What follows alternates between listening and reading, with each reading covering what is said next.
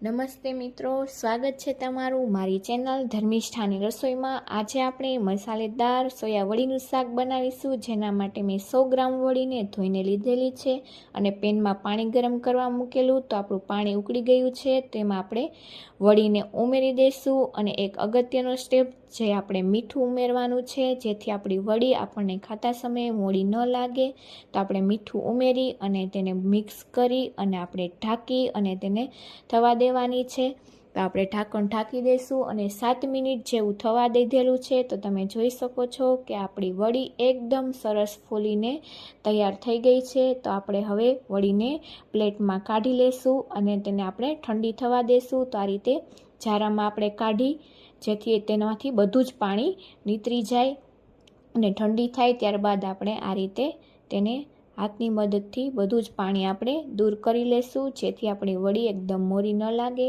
તો તમે આ રીતે અમુક ટિપ્સથી જરૂર આ રીતે વડીનું શાક ટ્રાય કરજો, તો ઝટપટ બની પણ જશે અને ટેસ્ટમાં પણ ખૂબ સારી લાગશે। હવે આપણે પેનમાં 2 ચમચી જેટલું તેલ ઉમેરી, તેલ ગરમ થાય ત્યારબાદ આપણે વડીને ફ્રાય કરશી। તો જો તમે ડાયરેક્ટ વડી બનાવતા હોય તો આ રીતે એકવાર ફ્રાય કરીને જરૂરથી બનાવજો, તેનો ટેસ્ટ એકદમ સરસ આવે છે વડીમાં।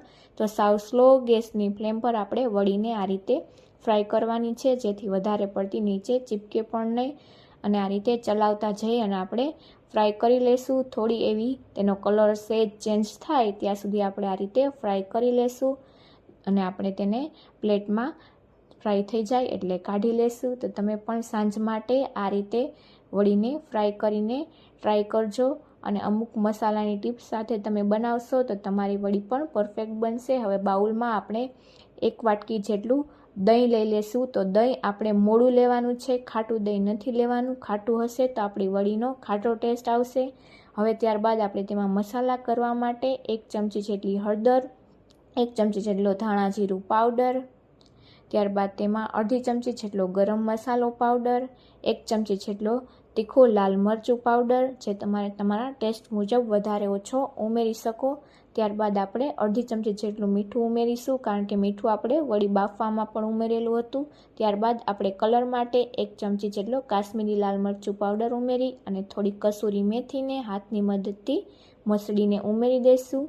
કસૂરી મેથીનો સ્વાદ ખૂબ જ સરસ આવે છે, તેથી જે જરૂરથી ઉમેરવી। હવે આપણે આ રીતે બધા જ મસાલા એકદમ ચલાવીને મિક્સ કરી લેશું અને ત્યારબાદ આપણે બાફેલી વડીને તેમાં ઉમેરી દઈશું।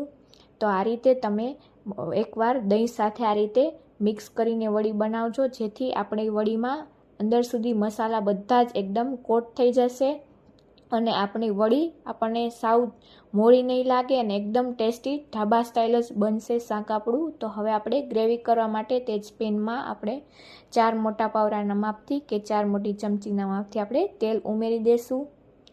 તો તેલ આપણું ગરમ થઈ જાય ત્યારબાદ આપણે તેમાં 1 ચમચી જેટલું જીરું ઉમેરી દઈશું અને અડધી ચમચી જેટલી તેમાં હિંગ ઉમેરી દઈશું। તો આપણું જીરું એકદમ થઈ જાય ત્યારબાદ આપણે તેમાં સૂકા મસાલા માટે 1 તમાલપત્ર અને 2 સૂકા લાલ મરચાં, તજનો 1 ટુકડો અને 3 લવિંગ ઉમેરી દઈશું અને તેને આપણે ચલાવી અને સાતળી લેશું। તો તે આપણા મસાલા સતળાઈ જાય ત્યારબાદ આપણે તેમાં ડુંગળી ઉમેરીશું। તો તમે જોઈ શકો છો આપણા મસાલા સતળાઈ ગયા છે। હવે 2 નંગ મેં મોટી સાઇઝની ડુંગળીને ઝીણી સમારીને લીધેલી છે, તેને આપણે ઉમેરી અને તેને આપણે કલર ટ્રાન્સપરન્ટ થાય ત્યાં સુધી આપણે તેને સાતળી લેશું।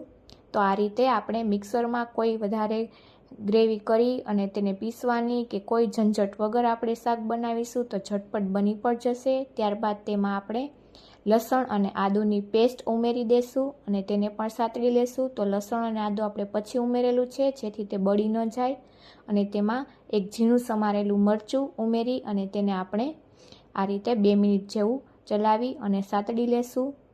તો આપણું આ બરોબર સતળાઈ જાય ડુંગળી, આદુ, મરચાં અને લસણ, ત્યારબાદ આપણે 2 ટમેટાની પ્યુરી કરેલી છે। તો ટમેટાને આપણે ઝીણા સમારવાના નથી અને તેની પ્યુરી ઉમેરવાની છે, જેથી કરીને એકદમ આપણી ઘાટી એવી ગ્રેવી બને। તો તેને પણ આ રીતે આપણે મિક્સ કરી લેશું।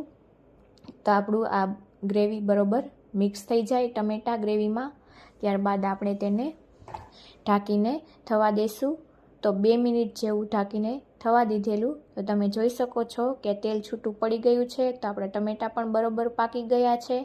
હવે આપણે તેમાં મસાલા કરવા માટે ગ્રેવીના માપના આપણે મસાલા કરશું, જેમાં મેં 1 ચમચી જેટલું કાશ્મીરી લાલ મરચું પાવડર અને 1 ચમચી જેટલું મીઠું ઉમેરેલું છે. તો આ રીતે આપણે ગ્રેવીના માપથી જ થોડો મસાલો અને મીઠું ઉમેરવાનું છે. તો આ રીતે મિક્સ કરી દેશું અને તેમાં આપણે પાણી ઉમેરીશું. તો પાણી મેં જે વડી બાફેલું હતું તે જ પાણી લીધેલું છે, કારણ કે વડી છે એકદમ પ્રોટીનથી ભરપૂર હોય છે. તો તેનું પાણી પણ ખૂબ ગુણકારી હોય છે. તો તેને ફેંકવું નહીં, તેને આ રીતે આમાં આપણે શાકમાં મિક્સ કરી દેવું. તો આ રીતે થોડું પાણી ઉમેરી અને આપણે મસાલા બરોબર પકાવી લેશું, જેથી બળે પણ નહીં અને સરસ પાકી પણ જાય. તો ફરી આપણે ઢાંકી અને ગ્રેવીને એકદમ થવા દેશું. તો 2 મિનિટ જેવું થવા દઈને તમે જોઈ શકો છો કે આપણી ગ્રેવી એકદમ સરસ તૈયાર થઈ ગઈ છે. હવે આપણે તૈયાર કરેલી વડી જે દહીંમાં આપણે કોટ કરેલી હતી તેને આપણે ઉમેરી દેશી. અને આ સમયે ખાસ ધ્યાન રાખવું કે ગેસની ફ્લેમ સાવ બંધ કરી દેવી અથવા સાવ સ્લો કરી દેવી, જેથી કરીને આપણું દહીં છે એ ફાટી ન જાય. અને આ રીતે સતત ચમચાની મદદથી ચલાવતું રહેવું, જેથી કરીને આપણું દહીં એકદમ સરસ મિક્સ થઈ જાય. અને આ રીતે ચલાવીને આપણે ગ્રેવી અને આપણી વડીને બરોબર મિક્સ કરી લેશું. તો આ રીતે 2 મિનિટ જેવું સતત મેં ચલાવી લીધેલું. તમે જોઈ શકો છો તે એકદમ સરસ થઈ ગયું છે. હવે આપણે રસો કરવા માટે પાણી ઉમેરી દઈશું. તો તમે કેની સાથે તમે વડીનું શાક ખાવાના છો તે પ્રમાણે તમારા ટેસ્ટ મુજબ તમારે રસો કરવા માટે પાણી ઉમેરવું. તો હવે ઢાંકી અને 5 મિનિટ જેવું આપણે તેને ઉકાળી લેશું. તો તમે જોઈ શકો છો કે આપણું શાક એકદમ સરસ ઉકળીને તૈયાર થઈ ગયું છે. હવે આપણે તેમાં ઉપરથી લીલા ધાણા ઉમેરી દઈશું. તો તમે જોઈ શકો છો. હવે તેમાં આપણે છેલ્લે 2 મરચી, લીલી મરચી ઉમેરેલી છે. જો તમારી પાસે હોય તો તમારે ઉમેરવી, તેનો ટેસ્ટ ખૂબ જ સરસ લાગે છે શાકમાં, તેથી મેં ઉમેરેલી છે.